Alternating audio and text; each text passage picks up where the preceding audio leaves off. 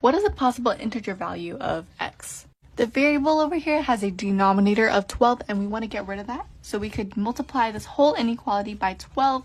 That's going to give us, so we do 7, 6 times 12.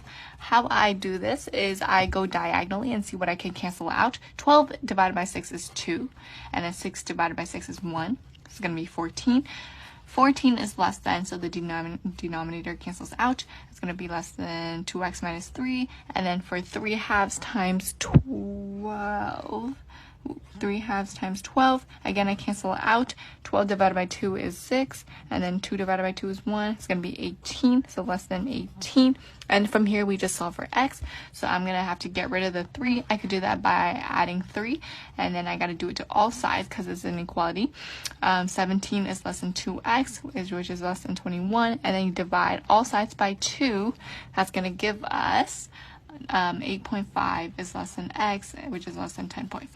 And a number in that interval is going to be 9. See.